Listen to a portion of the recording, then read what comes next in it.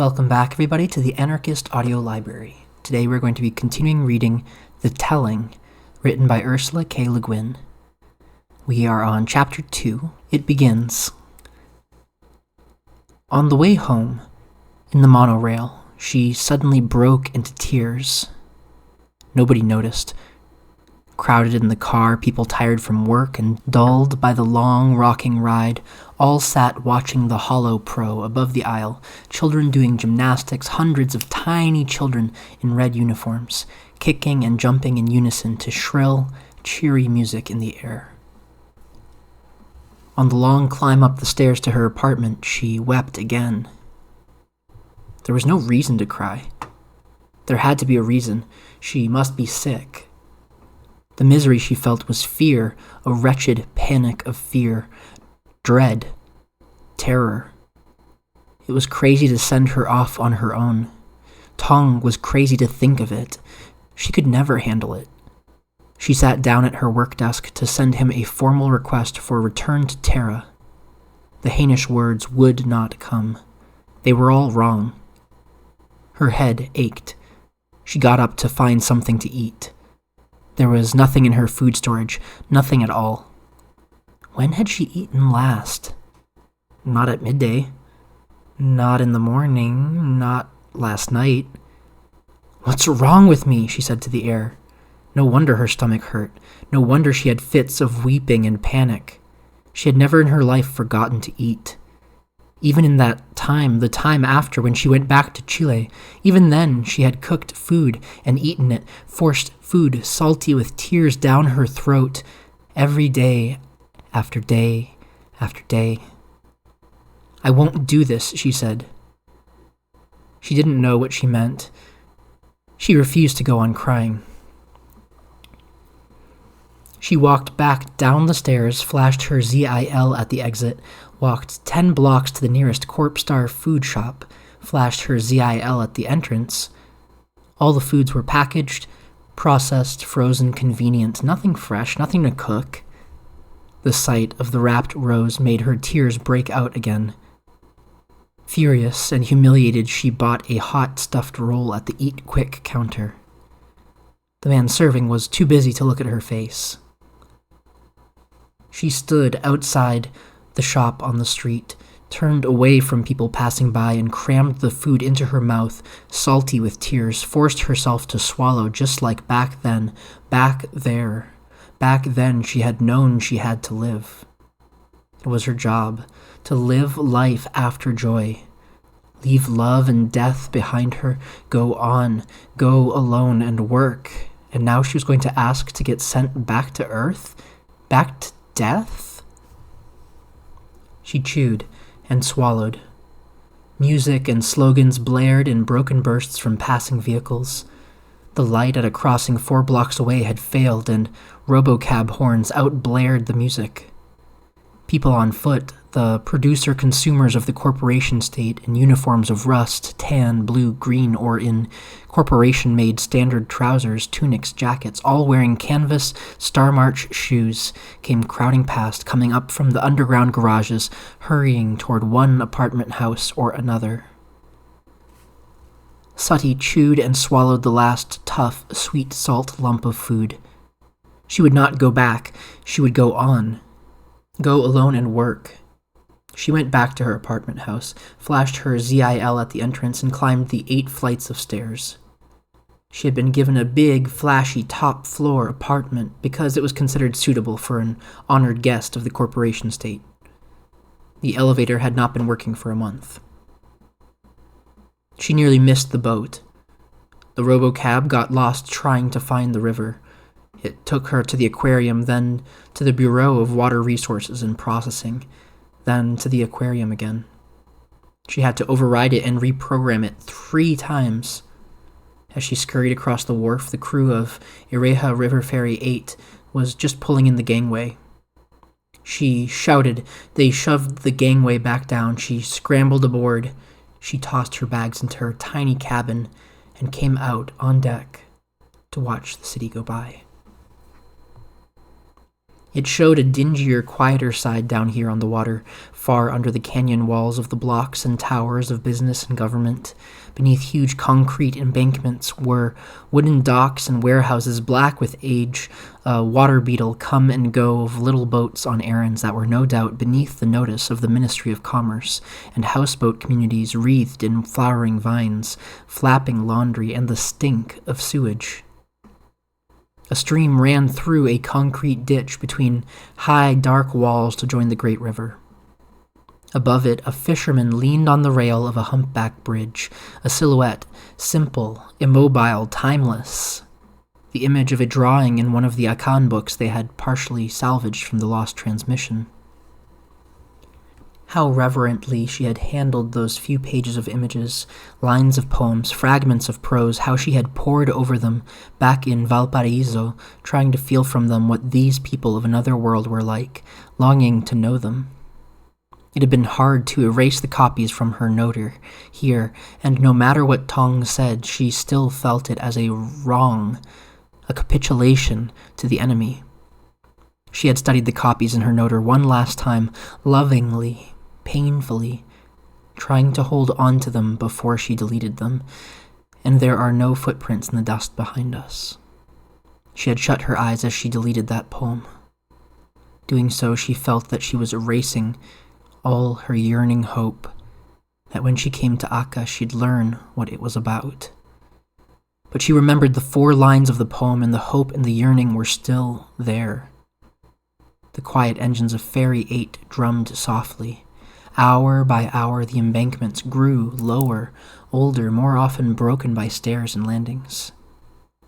At last they sank away altogether, into mud and reeds and shrubby banks, and the Ireja spread itself out wider and amazingly wider across a flatness of green and yellow-green fields. For 5 days, the boat, moving steadily eastward on that steady breadth of water through mild sunshine and mild starry darkness, was the tallest thing in sight. Now and then it came to a riverside city where it would tie up at an old dock, dwarfed under high new office and apartment towers, and take on supplies and passengers.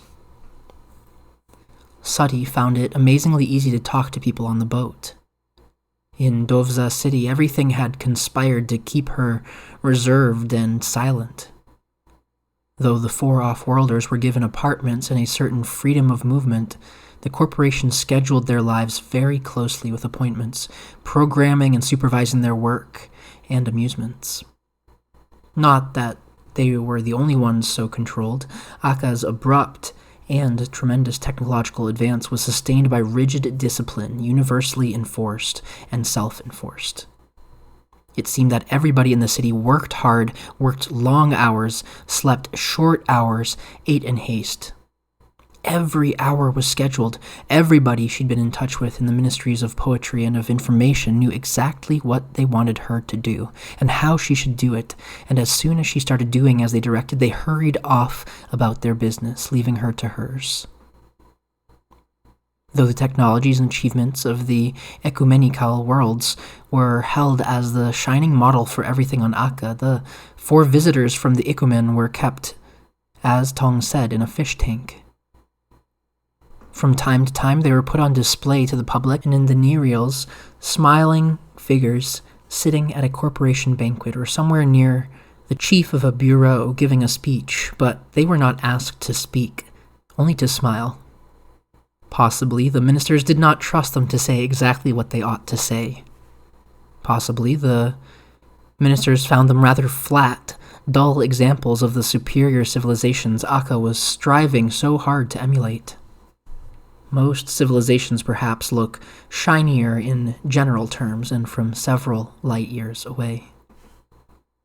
Though Sati had met many Akans and disliked few of them, after a half year on the planet she had scarcely had anything deserving the name of a conversation with any one of them. She had seen nothing of Akan private life except the stiff dinner parties of upper-level bureaucrats and corporation officials. No personal friendship had ever come even remotely into view. No doubt the people she met had been advised not to talk with her more than necessary, so that the corporation could remain in full control of the information she received. But even with people she saw constantly, intimacy did not grow. She did not feel this distance as prejudice, xenophobia. The Akans were remarkably unconcerned about foreignness as such. It was that they were all so busy and all bureaucrats. Conversation went by program. At the banquets, people talked business, sports, and technology. Waiting in lines or at the laundry, they talked sports and the latest new reels. They avoided the personal and, in public, repeated the corporation line on all matters of policy and opinion, to the point of contradicting her when her description of her world didn't tally with what they had been taught about wonderful, advanced, resourceful Terra. But on the riverboat, people talked. They talked personally, intimately, and exhaustively. They leaned on the railing, talking, sat around on the deck, talking, stayed at the dinner table with a glass of wine, talking. A word or smile from her was enough to include her in their talk, and she realized slowly, because it took her by surprise, that they didn't know she was an alien. They all knew there were observers from the Ecumen on Akka. They'd seen them on the Nereals, 4 infinitely remote, meaningless figures among the ministers and executives, stuffed aliens among the stuffed shirts, but they had no expectation of meeting one among ordinary people. She had expected not only to be recognized, but to be set apart and kept at a remove wherever she traveled. But no guides had been offered and no supervisors were apparent. It seemed that the corporation had decided to let her be genuinely on her own. She had been on her own in the city, but in the fish tank, a bubble of isolation. The bubble had popped. She was outside. It was a little frightening when she thought about it, but she didn't think much about it, because it was such a pleasure. She was accepted, one of the travelers, one of the crowd. She didn't have to explain, didn't have to evade explanation, because they didn't ask. She spoke Dovzan with no more accent, indeed less, than many Akans from regions other than Dovza. People assumed from her physical type, short, slight, dark-skinned, that she came from the east of the continent. "You're from the east, aren't you?" they said. "My cousin, Muniti, married a man from Turu," and then they went on talking about themselves. She heard about them, their cousins, their families, their jobs, their opinions, their houses, their hernias. People with pets traveled by riverboat, she discovered, petting a woman's furry and affable kitty pup. People who disliked or feared flying took the boat, as a chatty old gentleman told her in vast detail. People not in a hurry went by boat and told each other their stories. Sati got told even more stories than most because she listened without interrupting, except to say, "Really? What happened then? And how wonderful," or "how terrible." She listened with greed, tireless. These dull and fragmentary relations of ordinary lives could not bore her. Everything she had missed in Dovza City, everything the official literature, the heroic propaganda left out, they told. If she had to choose between heroes and hernias, it was no contest. As they got farther upstream, deeper inland, passengers of a different kind began to come aboard. Country people used the riverboat as the simplest and cheapest way to get from one town to another. Walk onto the boat here and get off it there. The towns were smaller now, without tall buildings. By the 7th day, passengers were boarding not with pets and luggage, but with fowl in baskets and goats on leashes. They weren't exactly goats or deer or cows or any other earthly thing. They were Ebirdin, but they blatted and had silky hair, and in Sati's mental ecology, they occupied the goat niche. They were raised for milk, meat, and the silky hair. In the old days, according to a bright-colored page of a picture book that had survived the lost transmission, Ebirdin had pulled carts and even carried riders. She remembered the blue and red banners on the cart and the inscription under the picture, "Setting off for the Golden Mountain." She wondered if it had been a fantasy for children or a larger breed of Ebirdin. Nobody could ride these. They were only about knee-high. By the 8th day, they were coming aboard in flocks. The aft deck was knee-deep in Aberdeen. The city folk with pets and the aerophobes had all disembarked early that morning at Eltley, a big town that ran a railway line up into the South Headwaters Range Resort country. Near Eltley, the Ireha went through 3 locks, one very deep. Above them, it was a different river, wilder, narrower, faster, its water not cloudy blue-brown but airy blue-green. Long conversations also ended at Eltley. The country folk now on the boat were not unfriendly, but were shy of strangers, talking mostly to their own acquaintances in dialect. Suddy welcomed her recovered solitude, which left her eyes to see. Off to the left, as the stream bent north, mountain peaks spired up one after another, black rock, white glaciers. Ahead of the boat, upstream, no peaks were visible, nothing dramatic. The land just went slowly up and up and up. And Fairy 8, now full of blatting and squawking and the quiet intermittent voices of the country people and smelling of manure, fried bread, fish, and sweet melons, moved slowly, her silent engines working hard against the drastic current between wide rocky shores and treeless plains of thin, pale, plumy grass. Curtains of rain swept across the land, dropping from vast, quick clouds and trailing off, leaving sunlight, diamond air, the fragrance of the soil. Night was silent, cold, starlit. Suddy stayed up late and waked early. She came out on deck. The east was brightening. Over the shadowy western plains, dawn lit the far peaks one by one like matches. The boat stopped where no town or village was, no sign of habitation. A woman in fleece tunic and felt hat crowded her flock onto the gangplank, and they ran ashore, she running with them, shouting curses at them and raucous goodbyes to friends aboard. From the aft rail, Suddy watched the flock for miles, a shrinking pale blot on the gray-gold plain. All that 9th day passed in a trance of light. The boat moved slowly. The river, now clear as the wind, rushed by so silently that the boat seemed to float above it, between 2 airs. All around them were levels of rock and pale grass, pale distances. The mountains were lost, hidden by the vast swell of rising land. Land and sky and the river crossing from one to the other. This is a longer journey, Suddy thought, standing again at the rail that evening, than my journey from Earth to Akka. And she thought of Tong Av, who might have made this journey himself and had given it to her to make, and wondered how to thank him. By seeing, by describing, by recording, yes. But she could not record her happiness. The word itself destroyed it. She thought, Pao should be here, by me. She would have been here. We would have been happy. The air darkened. The water held the light. One other person was on deck. He was the only other passenger who had been on the boat all the way from the capital, a silent 40-ish man, a corporation official in blue and tan. Uniforms were ubiquitous on Akka. Schoolchildren wore scarlet shorts and tunics, masses and lines and little hopping dots of brilliant red all over the streets of the cities, a startling, cheerful sight. College students wore green and rust.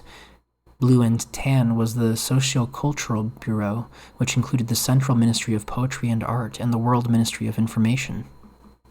Suddy was very familiar with blue and tan. Poets wore blue and tan, official poets at any rate, and producers of tapes and nereals, and librarians and bureaucrats in branches of the bureau with which Suddy was less familiar, such as ethical purity. The insignia on this man's jacket identified him as a monitor, fairly high in the hierarchy. When she was first aboard, expecting some kind of official presence or supervision, some watchdog watching her excursion, Suddy had waited for him to show some attention to her or evidence of keeping an eye on her. She saw nothing of the kind. If he knew who she was, nothing in his demeanor showed it. He had been entirely silent and aloof, ate at the captain's table at meals, communicated only with his noter, and avoided the groups of talkers that she always joined. Now he came to stand at the rail not far from her. She nodded and ignored him, which was what he had always appeared to want. But he spoke, breaking the intense silence of the vast dusk landscape where only the water murmured its resistance quietly and fiercely to the boat's prow and sides. "A dreary country," the monitor said. His voice roused a young Iberdin tied to a stanchion nearby. It bleated softly, "Mama!" and shook its head. "Barren," the man said. "Backward." "Are you interested in lovers' eyes?" "Mama!" said the little Iberdin. "Excuse me," said Suddy. "Lovers' eyes, gems, jewels." "Why are they called that?" "Primitive fancy, imagined resemblance." The man's glance crossed hers for a moment. Insofar as she had thought anything about him at all, and she had thought him stiff and dull, a little egocrat. The cold keenness of his look surprised her. "They are found along stream banks in the high country. Only there," he said, pointing upstream, "and only on this planet. I take it some other interest brought you here." He did not know who she was then, and from his manner he wished her to know that he disapproved of her being on the loose on her own. "In the short time I've been on Akka, I've seen only Dovza city. I received permission to do some sightseeing." "To go upriver," the man said, with a tight pseudo-smile. He waited for more. She felt a pressure from him, an expectancy, as if he considered her accountable to him. She resisted. He gazed at the purplish plains fading into night, and then down at the water that seemed still to hold some transparency of light within it. He said, "Dovza is a land of beautiful scenery. Rich farmlands, prosperous industries, delightful resorts in the South Headwaters Range. Having seen nothing of that, why did you choose to visit this desert?" "I come from a desert," Suddy said. That shut him up for a bit. "We know that Terra is a rich, progressive world." His voice was dark with disapproval. "Some of my world is fertile, much of it is still barren. We have misused it badly. It's a whole world, Monitor, with room enough for a lot of variety, just as here." She heard the note of challenge in her voice. "Yet you prefer barren places and backwards methods of travel." This was not the exaggerated respect shown her by people in Dovza City who had treated her as a fragile exotic that must be sheltered from reality. This was suspicion, distrust. He was telling her that aliens should not be allowed to wander about alone. The first xenophobia she'd met on Akka. "I like boats," she said with care pleasantly, "and I find this country beautiful. Austere but beautiful. Don't you?" "No," he said, in order. No disagreement allowed. The corporate, official voice. "So what brings you up the river? Are you looking for lovers' eyes?" She spoke lightly, even a bit flirtily, allowing him to change tone and get out of the challenge response mode if he wanted to. He didn't. "Business," he said. Vizdiat, the ultimate Akan justification, the inarguable aim, the bottom line. There are pockets of cultural fossilization and recalcitrant reactionary activity in this area. I hope you have no intention of traveling out of town into the high country, where education has not yet reached. The natives are brutal and dangerous. Insofar as I have jurisdiction in this area, I must ask you to remain in touch with my office at all times, to report any evidence of illegal practices, and to inform us if you plan to travel." "I appreciate your concern and shall endeavor to comply with your request," Suddy said, straight out of Advanced Exercises in Dovzan Usage and Locutions for Barbarians. The monitor nodded once, his eyes on the slowly passing, slowly darkening shore. When she looked again where he had stood, he was gone. And so ends Chapter 2 of The Telling, written by Ursula K. LeGuin. Stay tuned, I'll be reading more, and we'll read Chapter 3 together.